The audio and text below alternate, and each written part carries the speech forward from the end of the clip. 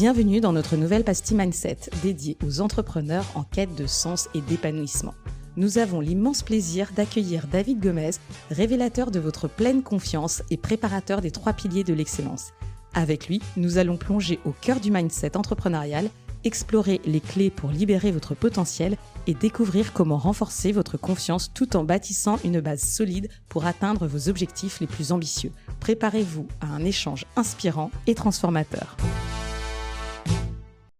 Bonjour David, heureuse de te revoir aujourd'hui pour cette petite pastille Mindset. Comment est-ce que tu vas? Bah, écoute, je vais bien, je suis super content d'être une nouvelle fois là et puis hâte de voir, tout ce qu'on va délivrer, aux auditeurs et auditrices. Sachant que aujourd'hui, le sujet, la thématique que l'on va aborder, c'est la notion de valeur. On en a parlé pendant les autres pastilles Mindset. C'est un petit peu quelque chose qui est sous-jacent pour les entrepreneurs à différents degrés. Et en préparant un petit peu la pastille d'aujourd'hui, j'en ai relevé 4 des valeurs impactantes en termes d'entrepreneuriat. La première, ce sont bien sûr les valeurs personnelles. Deuxième, les valeurs d'entreprise. Troisième, la création de valeur. Et ensuite, l'adaptabilité, donc savoir la capacité à s'adapter au changement. Qu'est-ce que ça t'inspire? Déjà les valeurs, on n'en parle pas. On en parle très peu dans le domaine de l'entreprise. En règle générale, c'est quand même assez récent, hein, qu'on parle des valeurs. C'est depuis qu'il y a aussi du coaching au sein des entreprises.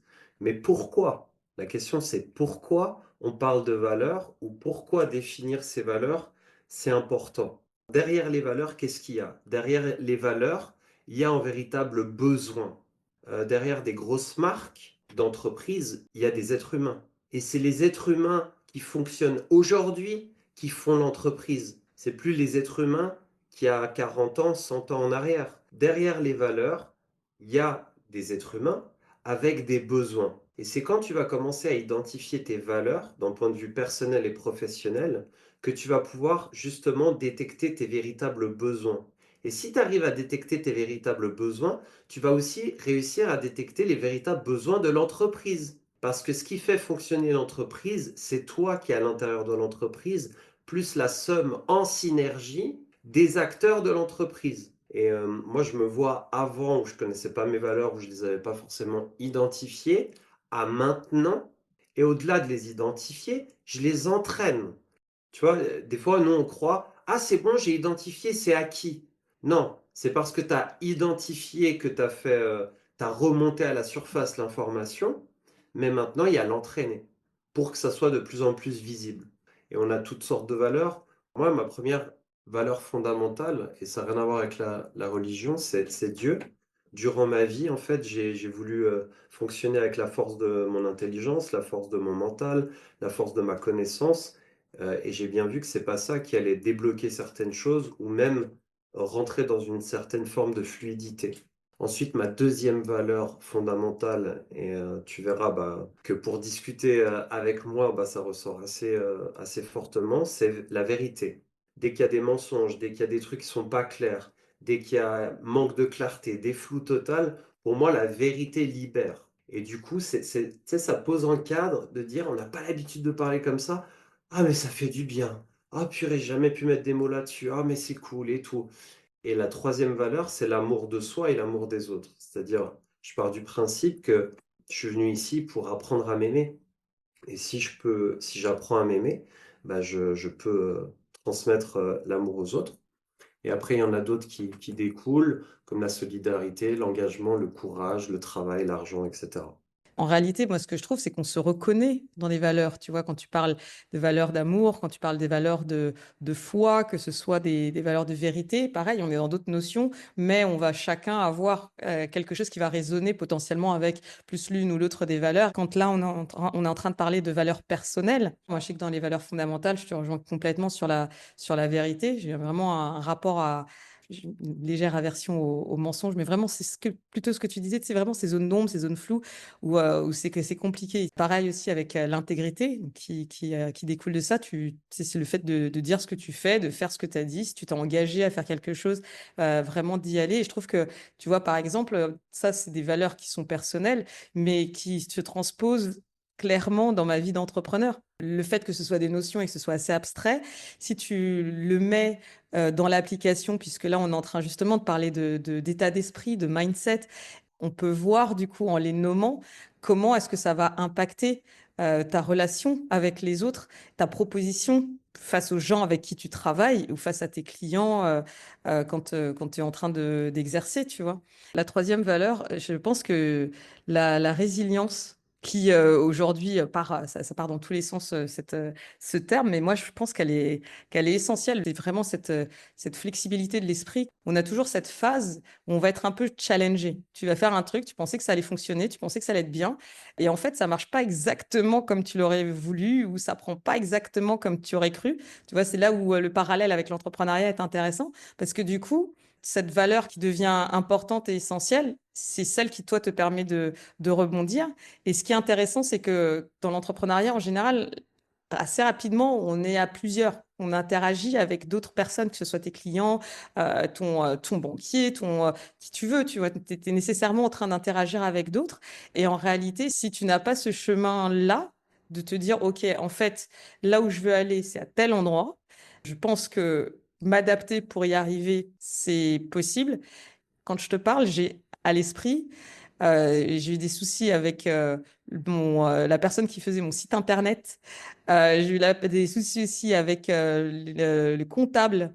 Et le moment où tu as ces conversations qui sont un petit peu lunaires et où tu te dis, attends 2 secondes, je vais prendre du recul parce que sinon je vais exploser en vol, c'est là où toute la résilience et toute la force de ce terme prend sens, tu vois. Un autre thème qu'on a beaucoup abordé, c'est la création de valeur. Quand on parle de cette notion de valeur, elle est essentielle, le fait de créer de la valeur, puisque c'est la proposition première de l'entrepreneur. Qu'est-ce que tu penses de ça?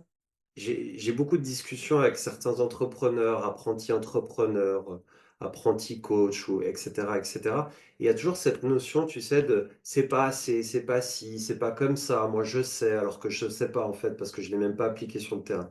Donc, tout ça, on peut oublier. Dès le moment où tu parles de valeur, tu es déjà sur une bonne voie, tu vois. Donc, avant de dire c'est pas comme ci, c'est pas comme ça, expérimente tes valeurs. Allez, on va faire un exercice si vous voulez bien. Donc, auditeur, auditrice, à vos stylos et votre cahier, parce que les pastilles mindset, c'est pas seulement théorique, c'est aussi pratique. J'ai Donc, mon vous stylo, allez j'ai mon si papier. vous êtes motivé à trouver vos valeurs, elles sont en vous. Donc, vous n'avez pas à chercher à l'extérieur de vous. Déjà, première chose, c'est ce qui matche avec ce que tu es en train de dire, les valeurs personnelles. Tes valeurs personnelles vont directement impacter ton monde professionnel. Parce que sinon, que tu sois une personne différente, pro ou perso, tu n'es pas une personne différente, tu es la même personne. Tu as peut-être des comportements différents. Mais sinon, ça s'appelle la schizophrénie. Tu vois, c'est pas top. Donc, tu as des comportements différents, mais tu restes la même personne. T'es père de famille, t'es chef d'entreprise, t'es directeur d'une multinationale, t'es la même personne. T'as juste une posture et un comportement qui est différent. D'accord? On est bien sur cette notion-là? Maintenant, tes valeurs. Moi, je t'invite à prendre ton stylo et déjà noter ce que tu crois être tes valeurs profondes. Et ensuite, si tu as un peu de difficulté, moi, je t'invite à fermer les yeux et à te remémorer déjà un événement qui t'a marqué, dans lequel ça a été ultra positif. Que ça soit jouer avec tes enfants, que ça soit accomplir un projet professionnel, que ça soit un voyage avec ta femme ou avec ton mari. Tu vois, tous ces souvenirs-là, un souvenir, et quelle est la valeur qui était au centre. Et normalement, tu auras un terme, d'accord? Tu notes ce terme. Ensuite, tu reprends un deuxième souvenir qui te vient parce que ta mémoire, elle est incroyable. Et ta mémoire, elle va accéder directement. Tu n'as pas besoin de dire, ah non, c'est pas celui-là. La première qui t'arrive, tu identifies la valeur en fonction d'avoir revécu ce souvenir, tu le notes. Et tu fais ça 4, 5 fois. Et tu auras 4, 5 valeurs devant toi. Et ça, c'est tes valeurs. Ensuite, tu vas pouvoir y revenir 2, 3 semaines plus tard. Tu vas peut-être pouvoir les classifier.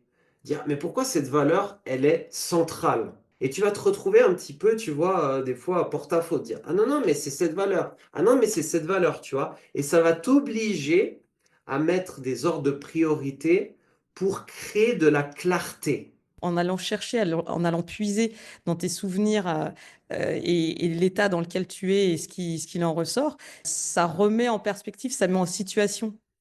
Et tu sais, tu peux avoir, par exemple, quand on parlait du rapport à la vérité ou tu vois, par exemple, le rapport à la persévérance ou quelle que soit la valeur dont on est en train de parler, tu peux l'avoir à un instant T dans cette configuration qui se manifeste de telle façon et dans un autre environnement qui se manifeste également. Et ce sera potentiellement d'une autre façon parce que c'est dans un autre environnement, mais c'est cette même valeur qui ressort, qui ressort. Tu disais une chose qui était intéressante justement dans le fait qu'il fallait expérimenter ces valeurs. Comment tu expérimentes ta valeur? Bah, ta valeur, tu l'as déjà expérimenté dans tes bons et dans tes mauvais souvenirs. Dans tes bons souvenirs, la valeur a été mise en avant, qui a répondu à un besoin. Parce que si tu vis en bon souvenir, c'est que ton besoin, il est accompli. Ils ont fait un test avec des bébés, ils ont nourri des bébés sans aucun contact humain, chaleureux, tu vois, des câlins, des choses comme ça, juste nourri les bébés. Et ils ont nourri d'autres bébés avec un contact chaleureux, humain, des câlins, des choses comme ça, en donnant de l'amour. Bah, les bébés qui ont reçu de l'amour, ils sont restés en vie et les autres, ils sont morts. La notion d'amour, c'est vraiment une valeur fondamentale et un besoin fondamental. C'est pour ça que se donner de l'amour en priorité, c'est hyper important. Apprendre à faire ça aussi. Parce qu'on attend tout le temps l'amour de l'extérieur, c'est qu'une compensation. L'amour de l'extérieur, normalement, on l'a reçu de 0 à 12 ans. Et ça devrait être terminé. On devrait être après autonome pour pouvoir faire notre vie. Mais Ah bon, tu penses que tu n'as pas besoin d'amour après? non, c'est pas une question que tu as pas besoin d'amour. C'est qu'une fois que tu as les bases de 0 à 12 ans, en fait, ça veut pas dire qu'après tu vois plus tes parents et que c'est fini avec tes parents, tu vois.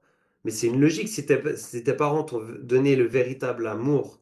Mais quand tu as eu ça de bébé jusqu'à 12 ans, tu es en capacité autonome à te créer ça, à créer, à te respecter, à créer de l'amour en toi et avec les autres. Tu vois, après, c'est juste une répercussions. Mais tu garderas justement l'amour avec tes parents, ça continuera, ça pourra pas s'enlever, tu vois. Si tu réponds pas à tes besoins fondamentaux, ça va être compliqué de déterminer tes valeurs. Si Hmm. tu crèves de faim, si t'as pas de job, t'as pas d'entrée d'argent, etc., ça va être compliqué d'aller trouver tes valeurs dans un premier temps. Donc, Hmm. réponds déjà à tes besoins fondamentaux, d'accord? En respectant qui t'es, etc. Et ensuite, de toute façon, même si t'as pas fait ça, que tu es en train de faire ça, rien ne t'empêche d'aller dans tes valeurs. Ensuite, c'est aussi les événements dits négatifs, challengeants, qui vont pouvoir te renforcer tes valeurs. Des fois, tes valeurs vont se révéler aussi dans les aspects un petit peu challengeants de ta vie. D'ailleurs, tu peux faire le même exercice qu'avant, te ressouvenir dans souvenir qui s'est pas bien passé pour toi, et quelle est la valeur où tu te dis, ah ouais, ça, non, ça, c'est pas possible pour moi, je mets ma limite, cette valeur-là a été touchée, donc cette valeur-là, elle est ancrée.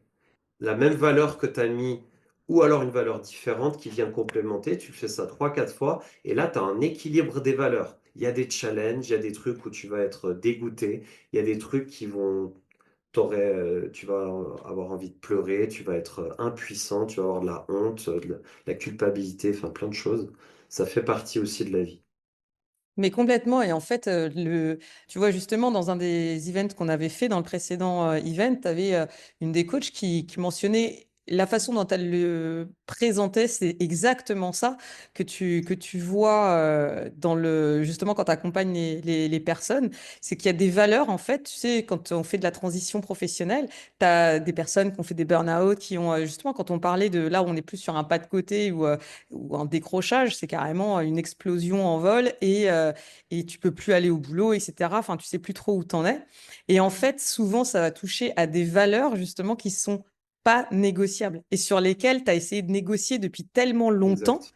que Ou tu t'es laissé négocier sur certaines valeurs. absolument. Et c'est pour ça que je pense que là, ce que tu viens de dire aussi, ça permet de mettre la balance. Et sur la création de valeur, pourquoi je voulais revenir dessus? Parce qu'en moi, en termes d'entrepreneuriat, c'est vraiment quelque chose qui me semble essentiel parce que je pense que c'est le job des entrepreneurs. C'est justement le fait de créer de la valeur. C'est quoi ta proposition? Comment est-ce que tu fais? Qu'est-ce que tu vas apporter? En fait, je pense que c'est ta proposition au monde un petit peu. Quand on parle d'entrepreneurs et de créer de la valeur. Et dans ce sens que tu parlais tout à l'heure de la synergie des différents acteurs, la somme en synergie des acteurs de l'entreprise. Et je te rejoins justement, on le voit dans la création de valeur. Par exemple, une entreprise, elle va avoir des salariés, donc elle va payer des salaires. Voilà comment se matérialise la valeur créée par l'entreprise. Elle se matérialise également par rapport aux clients, par la production d'un produit, d'un service, de quelque chose qui a une valeur ajoutée. Tu vois, tu enlèves peut-être une épine du pied de ton client. Tu vois, tu facilites sa vie de tous les jours, son quotidien. Le dernier aspect n'est pas des moindres. On sait que l'argent fait partie également de la vie de l'entreprise, puisque tout ça, l'entreprise a aussi Et c'est une c'est valeur aussi. également un rôle économique à jouer. Exactement. Et c'est pour ça que le troisième élément que je voulais soulever, c'était celui des dividendes, par exemple pour les investisseurs, où tu as un peu ton retour sur investissement. Même toi, quand tu lances ta boîte et que tu l'enregistres, tu mets de l'argent sur la table pour lancer, que ce soit des pubs, que ce soit organisé, peu importe, tu vois. Mais ce que je veux dire, c'est Ton que temps, oui, ton temps, exactement. Et donc voilà, en termes de valeur et de valeur créée par l'entreprise, tu vois, d'un point de vue là, comme ça, fonctionnel. Moi, ce que je mettrais en avant, par exemple, par rapport à ça, et la raison pour laquelle je pense que c'est essentiel d'en être conscient en tant qu'entrepreneur, c'est parce qu'en fait, c'est un petit peu, à mon sens, le cœur de l'activité de l'entrepreneur et le cœur ça rentre avec le cœur de proposition de l'entrepreneur et de l'entrepreneur dans l'entrepreneuriat. Qu'est-ce que tu en penses de cette création de valeur? l'entrepreneur, de par qui il crée de la valeur. De par ses compétences techniques, mais de par aussi sa connaissance de lui-même, qui va pouvoir toucher qu'est-ce qu'il est venu apporter et proposer ça au monde. Il va le faire en fonction des besoins. On a tous des dons, d'accord? Comment ton don, ce qui est spécifique à toi, que tu sais faire ça mieux que personne parce que tu l'as toujours fait sans apprendre. C'est ça un don, hein. C'est un don, c'est pas le travail.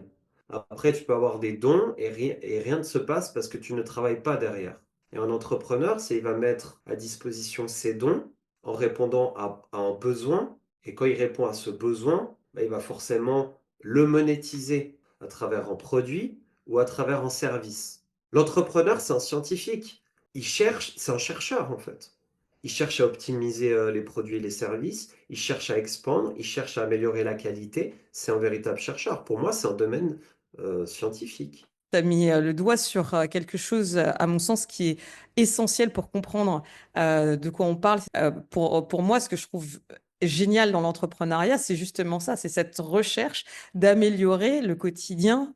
Tu vois, c'est pour ça que je disais que la création de valeur, c'est la pierre angulaire de l'entrepreneuriat. C'est-à-dire que cette recherche-là, à la base, donc, tu vois, dans ta proposition, que ce soit promener des chiens ou que ce soit d'être coach sportif, 10 coachs sportifs avec toi pour impacter, monter une salle ou un réseau, etc. Tu vois, l'expansion qui va avec, c'est c'est l'impact que tu vas avoir sur tes clients, sur ton environnement, sur les gens autour de toi. Et c'est en ça que l'entrepreneuriat est clé, tu vois, et que la création de valeur est clé. Donc, parce que c'est clairement la question de qu'est-ce que tu proposes. Si tu veux savoir ce que tu proposes, vois le besoin que tu adresses, la valeur que tu apportes aux gens autour de toi. Donc ça peut être tes employés, ça peut être tes collègues, ça peut être tes clients, tous ces différents acteurs. Et Hmm. fort de ça, plus tu vas avoir cette volonté, donc au-delà, donc ton mindset te permet partir. La persévérance, la discipline, le travail, la rigueur va te permettre justement d'expandre et d'avoir justement cet impact qui sera plus grand et qui fera que du coup tu passes à un niveau supérieur et donc avoir plus d'impact vis-à-vis du monde qui t'entoure. Et tu vois, on a tendance à s'identifier en tant qu'entrepreneur, et cetera, avec le résultat. Non, mais non, mais surtout pas. C'est comme tout dans la vie. Est-ce que Cristiano Ronaldo était sûr, à 17 ans, d'avoir la carrière qu'il a eue à 17 ans? Il y a une notion de fake, de dire, et ça c'est en besoin de sécurité, c'est en manque de confiance en soi clair, qu'on prend des références de personnes qui nous inspirent, etc. Et on n'a tellement pas confiance en nous qu'ils deviennent comme des dieux. Et une personne, elle sert à nous inspirer, à nous révéler à nous-mêmes. Elle ne sert pas à être mise sur un piédestal, elle ne sert pas à être survalorisée parce que demain, tu vas tomber sur les fesses parce qu'elle va faire un truc que tu vas pas t'attendre, parce que c'est un être humain. Donc elle va fauter comme toi, elle va aux toilettes, hein, comme toi aussi, c'est un être humain. Même sur le domaine de l'entrepreneuriat, voilà, tu fais 10K, tu es à Dubaï, on est dans la parodie de l'entrepreneuriat. Il y a un espèce de truc de fake où on réalise vraiment pas que le plus important, c'est pas de faire tes 10K par mois. Le plus important, c'est que sans argent, tu fais quoi? Si Hmm. l'argent n'était pas le sujet, tu ferais quoi? Qu'est-ce qui est relatif à ta passion? Tu pourrais donner 8 heures par jour sans être fatigué, Sans être payé non plus. sans être payé non plus, avec quelque chose où tu ressentirais beaucoup d'amour, de joie, etc. Et tu pourrais continuer à le faire en continu. Et moi, mes plus beaux coachings que j'ai eus, je voulais rebondir là-dessus, ça a été quand il y a eu un espèce d'enjeu de confrontation où la personne sentait elle était obligée de rentrer dans le plus profond d'elle-même, de voir une vérité qu'elle voulait pas voir inconsciemment, laisser mourir cette partie qu'elle croyait nécessaire jusqu'à maintenant pour se révéler à une nouvelle partie d'elle-même. Tu sens que la personne, c'est soit ça passe, soit ça casse. Et quand elle arrive à faire ce switch et vraiment à faire mourir cette ancienne partie d'elle-même parce qu'elle se raccrochait consciemment, parce qu'elle avait peur de la lâcher, à cette nouvelle partie d'elle-même illimitée, exponentielle, elle peut tout faire, mais elle ne connaît pas. Bah, quand il y a ce switch-là, je te promets que t'es face à une émotion tellement intense. C'est comme si tu vois une personne mourir dans un schéma de fonctionnement et se révéler à une vitalité sans précédent. Ce qui revient à ce qu'on disait tout à l'heure quand on a commencé le switch d'aujourd'hui, la dernière notion la dernière valeur que je mentionnais, c'était l'adaptabilité. Et il y a un bouquin qui a été écrit par Daniel Pink qui s'appelle Drive. Le sous-titre, c'est The Surprising Truth about what motivate us, ou qu'est-ce qui nous motive vraiment, en gros, dans l'idée. Et en fait, ce qu'il soutient, c'est que en réalité, à un certain endroit, en termes de besoins, quand tu passes, tu vois, sur la pyramide de Maslow, donc tu as le besoin physiologique, sécurité, appartenance, estime et accomplissement personnel. Donc, quand tu passes le troisième pilier, donc tu as un toit au-dessus de ta tête, tu es en sécurité, tu as un travail, donc là, tu as une certaine stabilité. À partir de là, à un moment donné, on se rend compte que l'argent sort de l'équation, en fait, pour te motiver. Et ce qui est génial avec ça, dans son bouquin, ce qu'on apprend sur ce qui est source de motivation pour nous, ce dont tu parlais tout à l'heure quand tu disais quelque chose que tu ferais même si tu n'étais pas payé pour le faire, et ben là, lui, il trouve trois piliers. Le premier, c'est l'autonomie. Le deuxième, c'est la maîtrise. Et le troisième, c'est le sens. En fait, ce qu'il faut comprendre, c'est ce qui se passe quand tu enlèves l'argent de l'équation. Et sur les études qui ont été faites, même le prix Nobel d'économie il y a 2 ans, je pense qu'il y avait, d'ailleurs, qui était français, qui avait donné même un chiffre qui dit, mais au-delà de, je crois que c'était 7 000 euros ou quelque chose comme 7 000 et des brouettes d'euros, au-delà de ce seuil-là, en fait, tu vas pas être nécessairement plus heureux, tu vois. Par T'aurais contre, même plus de problèmes. tu vois, moi, je trouve que cette quête de sens, entre guillemets, ou en fait, tu reviens sur l'humanité, ce qui nous rend humains. Et ce que j'aime dans l'entrepreneuriat, c'est moi j'ai été contact de personnes qui tenaient vraiment la route aussi, et tu sens avec une grosse expérience, leur attitude, elle est jamais de dire moi j'ai raison. Elle est toujours pour proposer de la valeur. Depuis 2009, j'ai un mot d'ordre. Ça a toujours été le même. Je prends la théorie, je la mets en application, comment ça C'est fonctionne ça, sur le terrain. C'est pas ma connaissance qui va faire que je suis légitimé dans ma méthodologie, dans ce que je propose. C'est comment je l'ai expérimenté. Et ça va entrechoquer des personnes qui n'ont pas expérimenté ou peu expérimenté. tout à fait, Et tout c'est à fait. par les personnes d'expérience qui vont pouvoir amener à des personnes qui ont moins expérimenté. Et souvent, il y a une arrogance des jeunes entrepreneurs. Pourquoi des jeunes? Parce qu'ils sont tout fous, tout flammes, ils vont révéler leur savoir au monde entier, d'accord? Ça, c'est ce qu'on a eu quand on avait entre 25 et 30 ans. Tu vois, maintenant, on est un petit peu plus âgé, donc tu vois, on a une Voilà, c'est certaine ça, forme de... expérience, On a une expérience, on est un peu plus posé, mais on va clairement les accompagner, tu bien vois? sûr. Mais toujours avoir ce respect des rôles-là. Et en fait, on ne se rend pas compte à quel point on peut être leurré par le mental. On n'est pas objectif face à notre propre système. D'ailleurs, pourquoi on dit, ah, ça fait du bien, ta remarque, ça me fait du bien parce que moi, je ne me rends pas compte. Parce que tu as un feedback extérieur à toi. Du coup, moi, ce que je vois dans les entrepreneurs qui ont de l'expérience et euh, qui sont à l'aise dans ce qu'ils sont en train de faire, c'est principalement ce que tu vois émerger. Et je rejoins aussi complètement ce que tu fais, puisque la base même de la société, enfin, ma société de conseil, quand je l'ai montée, l'idée, c'était justement de travailler avec des personnes qui ont une expertise forte, parce qu'on ne sait pas tout. Tu vois, par exemple, moi, je peux avoir une expertise juridique, mais clairement, ça ne veut pas dire que je suis experte en finance. Je ne suis pas experte non plus en marketing ou experte en vente. Par contre, tu sais que les personnes, du coup, la question de savoir s'entourer pour justement mettre en avant ses expériences.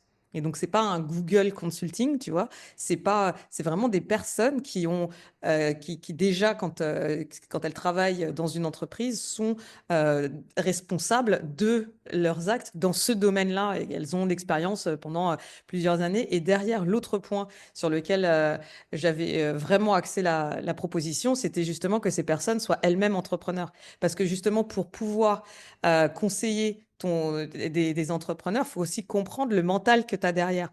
Parce que tu peux pas vraiment appliquer littéralement, tu vois, tu parlais de la théorie, je pense et de la théorie et de la pratique, et je pense qu'en effet, tu as ce besoin d'être passé de la théorie à la pratique pour comprendre comment dans la vraie vie, quand tu le mets en place, ça tient la route. C'est exactement ça. Et tu sais, on est en train de vivre tout le monde, hein, des entrepreneurs les plus expérimentés aux moins expérimentés, on est vraiment en train de switcher qu'avant, une entreprise, même un entrepreneur qui s'associait peut-être avec une ou deux personnes, ils arrivaient à combler un certain besoin. Mais aujourd'hui, c'est tellement en train de partir dans des besoins spécifiques et on est en train tellement d'ouvrir des perspectives sur tous les domaines de vie.